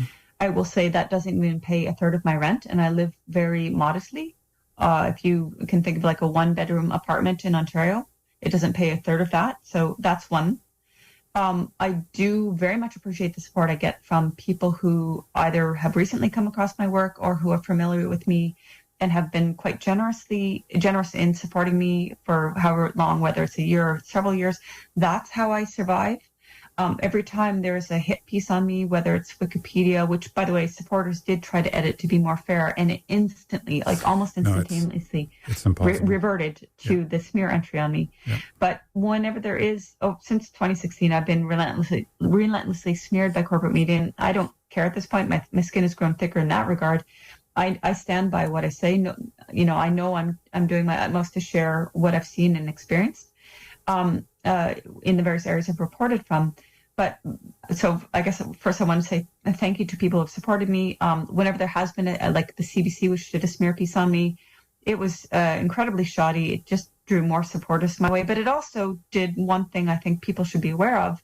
If I was to return to Canada, I think there would be a real risk for me because CBC basically depicted me as a Russian, insert whatever insinuation you want to say after that, Russian Kremlin stooge, whatever, all the various things they say about us. They like to use the word asset these days. That's their favorite. They do, which is very ironic given most of them are on a payroll, actual government payroll, and serving, Western or NATO interests. But if I were to return to Canada, there are people who hold the same sort of extremist views as certain, Ukrainian nationalists that CBC may well have flagged my name to. I also wouldn't put it past the government because these are strange times, and I know journalists from European countries have had their bank accounts frozen and threatened with jail time. I wouldn't put it past me for Canadian or U.S. government, either of the Canadian or U.S. government, to threaten me with that. Although all I've done is reported from on the ground under areas that have been attacked by assets we have supported. Terrorist or Ukrainian nationalist or Ukrainian army assets we supported. But back to the point I wanted to make is if people say, oh, you have that Eva Bartlett person on your show, she's not credible, fine, don't take my word for it. But do look elsewhere than CBC, do look elsewhere than New York Times, and do also just try to step back and do a little bit of research and consider how many times we've been told over and over this person has to go because they've allegedly done this thing. And then in hindsight, we learn, oh, they didn't actually do that thing, but this next person did that thing.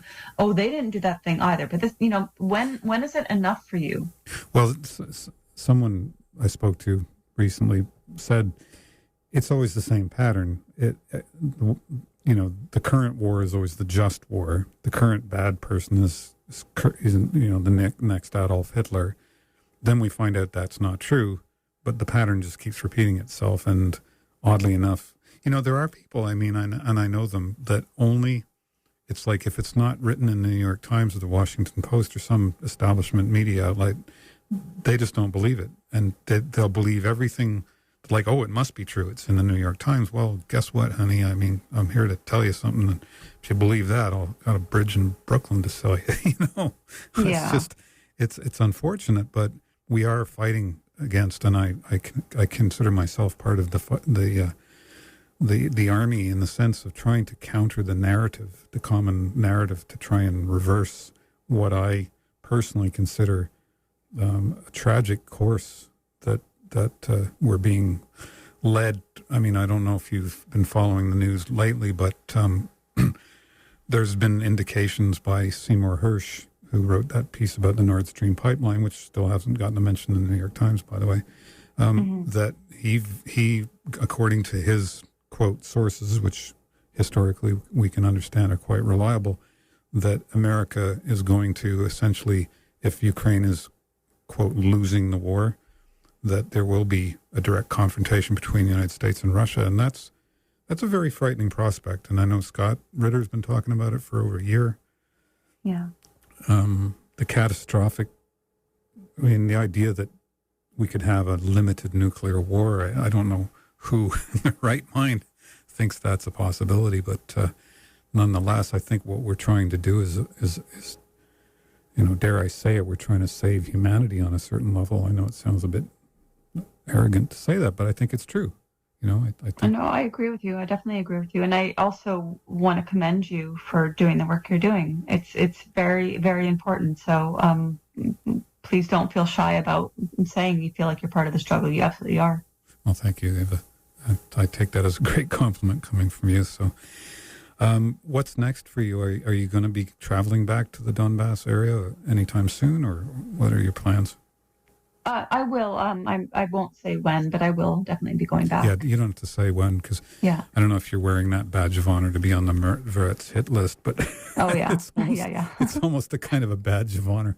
I think someone said that jokingly recently, George Galloway or something like that. But Brian Bartlett, I'd love to get Brian on the show. I've been trying to get in touch with him, so maybe I'll get an email address from you at some point and try and rope him on, because I love his analysis. He's really great. So, well, I know it's probably not St. Patrick's Day in Russia, but it was St. Patrick's Day here, and happy St. Patrick's Day to you.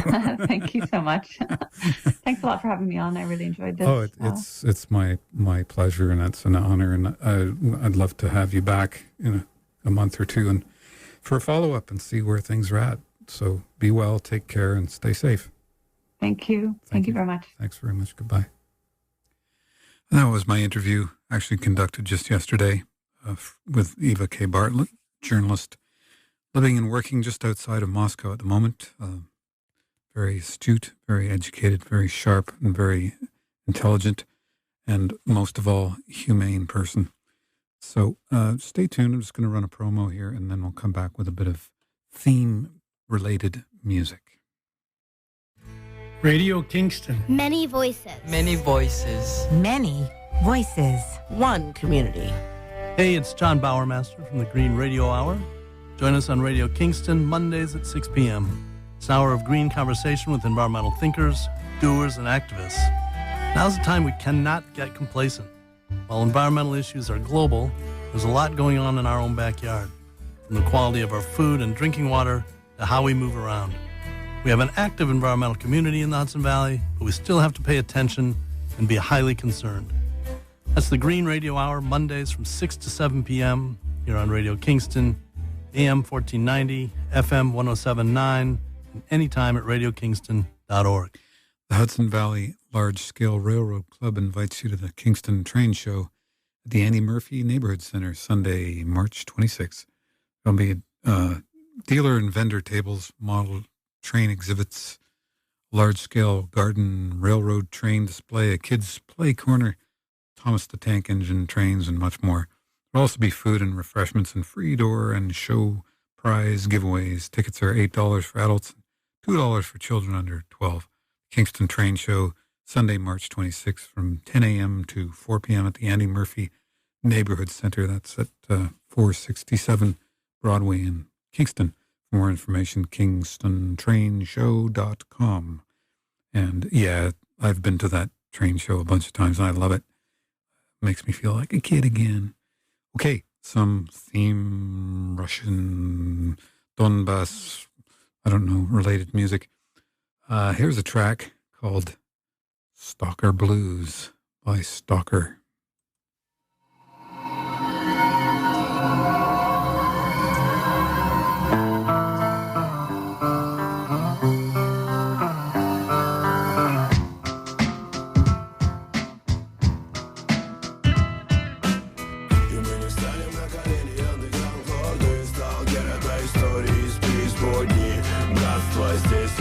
Законы, сталкер, это истории из преисподней. Не успокоимся, пока ломами патроны. Сталкер, это истории из преисподней. Забытый бункер, место, где обрел свободу. И с каждым годом здесь все больше народу. Подали первые бомбы, мы укрепляли бункер. Пока вы в оккупации пропивали будни. В эту жару, словно черви, ползем в нору. Но успокоить нервы снова, аккорды струн. Проверь боекомплект, броню экзоскелет. Повсюду аномалии, ступай за мной след в след. Пуля остановит мародера, будь начеку, брат, ее смотри в оба. Еще один патруль не вернулся с утра. Пускаем флягу по кругу, растут такие дела. На улицах зла спасает только АК. Калибр 5,45 в голову врага. Счетчик как Гейгер отрез, в глазах стальной блеск. Не бункера, люди-звери, город дикий лес. Еще одна из немногих радиоактивных пьес. И на просторах свободной пустоши еще один крест. И мы не встанем на колени, андеграунд лорды. Сталкер, это истории из преисподней. Братство, здесь свои законы. Сталкер, это истории из преисподней. Не успокоимся, пока ломами патроны. Сталкер, это истории из преисподней. Забытый бункер, место, где обрел свободу. И с каждым годом здесь все больше народу. Забытый бункер, место, где обрел свободу. И с каждым годом здесь все больше народу. Под флагом старой империи истинная вера. Вокруг руин города инкогнито терра. Тех, кто сдается, жизнь посылает в нокаут. Но мы стоим, а за нами андеграунд. И вечерами под луной можно услышать порой, что здесь когда-то было все иначе. Но строй на проверку оказался гнилой диктатор на трон. Подмена ценностей в каждый дом. Золотая клетка вмиг стала тюрьмой. И все закончилось большой стрельбой. Это послание всем живым, белым и цветным. Все еще держим оборону, кругом дым. Кровью написаны истории. Каждая строчка грядет большой финал. Рано ставить точку. И мы не встанем на колени, андеграунд лорды. Сталкер, это истории из преисподней. Братство, здесь свои законы. Сталкер, это истории из преисподней. Не успокоимся, пока в обе патроны. Сталкер, это истории из преисподней. Забытый бункер, место, где обрел свободу. И с каждым годом здесь все больше народу.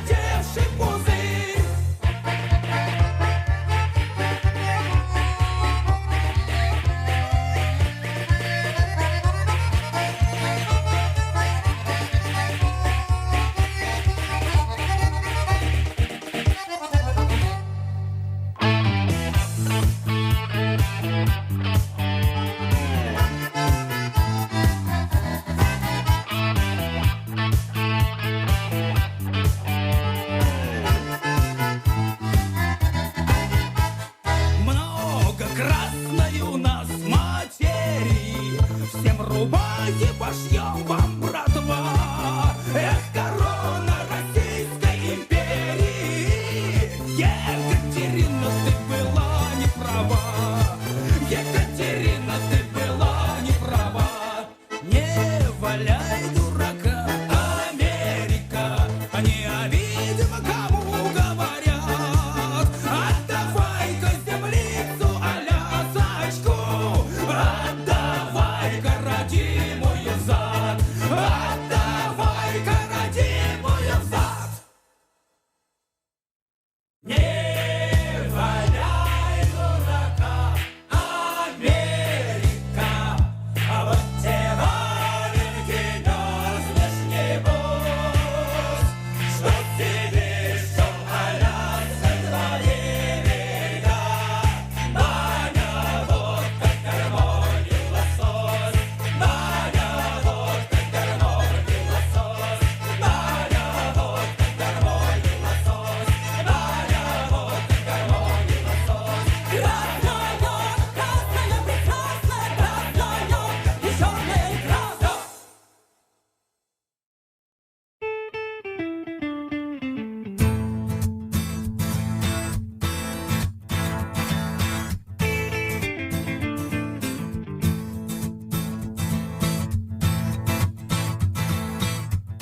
Третьи сутки в пути. Ветер, камни, дожди. Все вперед и вперед. Рота прет, наша прет. Третьи сутки в пути. Слышь, браток, не грусти. Ведь приказ есть приказ. Знает каждый из нас. Напишите письмецо. Нет его дороже для бойцов. Напишите пару слов. Вы, девчата, для своих пацанов.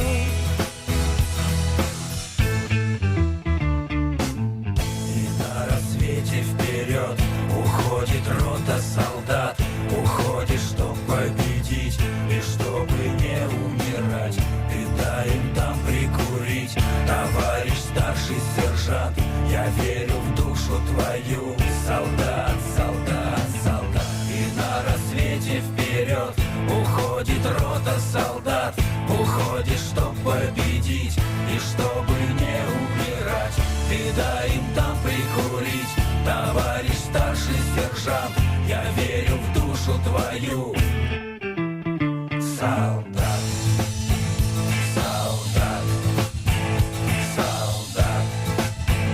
солдат, солдат, солдат, солдат, солдат.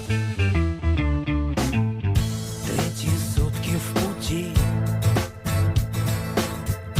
Ветер, камни, дожди. На рассвете нам в бой. День начнется стрельбой.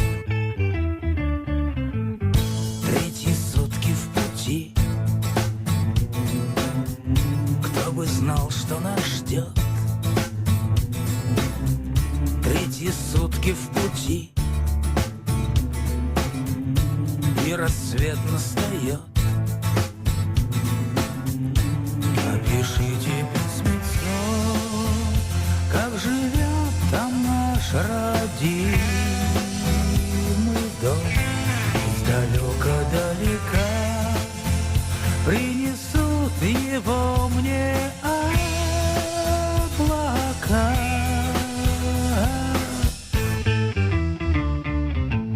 И на рассвете вперед уходит рота солдат. Уходит, чтоб победить и чтобы не умирать. Ты дай им там прикурить, товарищ старший сержант. Я верю в душу твою, солдат, солдат, солдат. И на рассвете рассвете вперед уходит рота солдат. Уходит, чтоб победить и чтобы не умирать. Ты дай им там прикурить, товарищ старший сержант. Я верю в душу твою. Падала земля, с неба падала земля, разрывая крик, в небе падала и война. Плавилась броня, захлебнулся автомат, заглянул в глаза ты смерти гвардии сержант. И на рассвете вперед уходит рота солдат. Уходит, чтоб победить и чтобы не умирать. Ты дай им там прикурить, товарищ старший сержант. Я верю в душу твою, солдат, солдат, солдат. И на рассвете вперед уходит рота солдат. Уходит, чтоб победить и чтобы не умирать. Ты дай им там прикурить, товарищ старший сержант. Я верю в душу твою, солдат.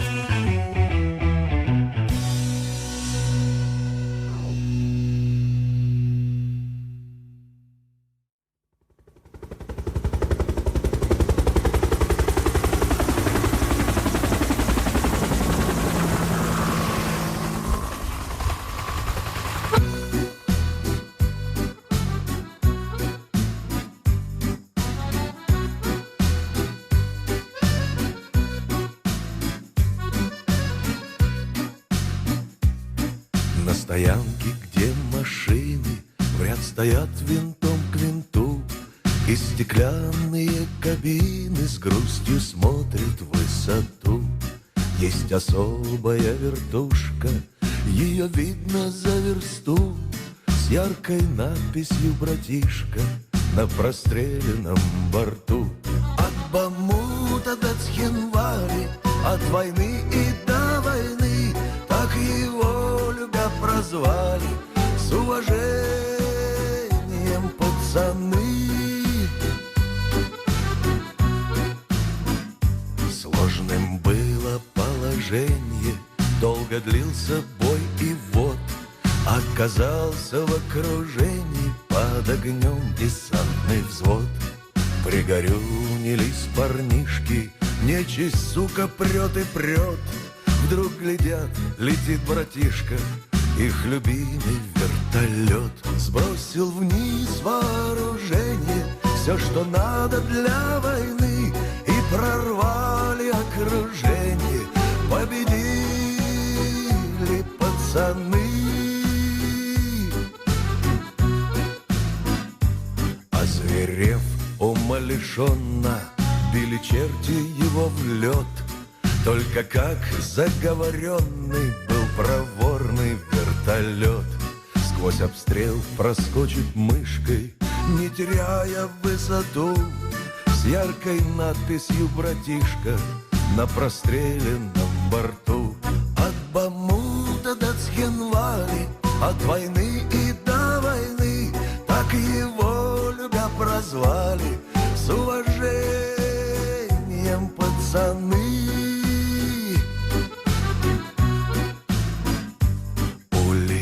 Бойцов оставит и обратный курс возьмет, к месту раненых доставит и лекарства подвезет. Словом, дел ему хватает, хоть пробоины видны. Все летает и летает скромный труженик войны. От Бамута до Цхинвали, от войны и до войны, так его любя прозвали с уважением пацаны. Настоящий не из книжки, набирает высоту, с яркой надписью «Братишка» на заштопанном борту.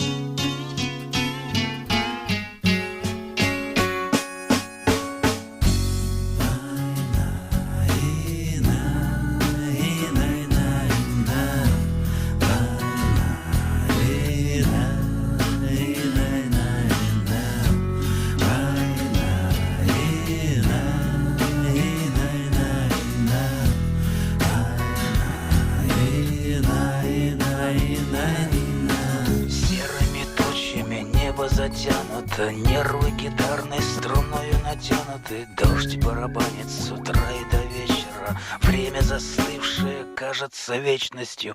Мы наступаем по всем направлениям. Танки, пехота, огонь артиллерии. Нас убивают, но мы выживаем. И снова в атаку себя мы бросаем. Давай за жизнь, давай, брат, до конца. Давай за тех, кто с нами был тогда. Давай за жизнь, будь проклята война. Помянем тех, кто с нами был тогда. Небо над нами свинцовыми тучами. Yeah, it's just about that time to say goodbye. Thank you so much to Eva K. Bartlett, and a special thanks to my producer, Liz Hill. Liz, I love you. Thank you for making it all happen every week. Very much appreciated. And to you, the listeners, of course, eternally grateful for tuning in. Hope to see you in the next week, and stay tuned for Freedom Highway coming up right after this with your host, Nick Rankin. And if the good Lord's willing and the creek don't rise, we'll be back next week with another surprise. Давай за жизнь, будь проклята война.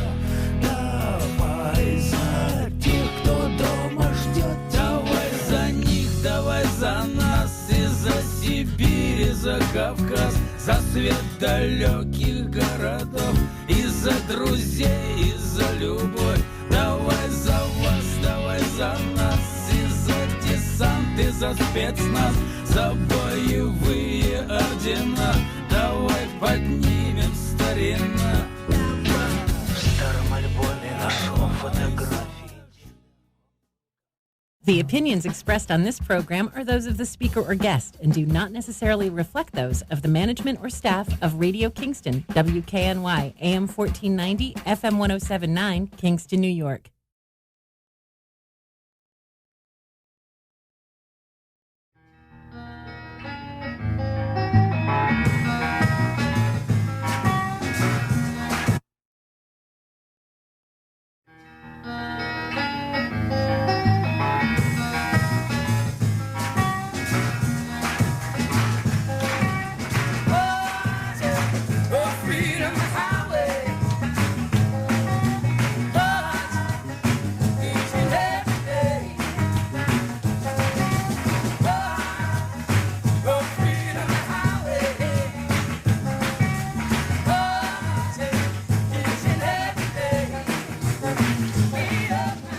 Welcome to Freedom Highway.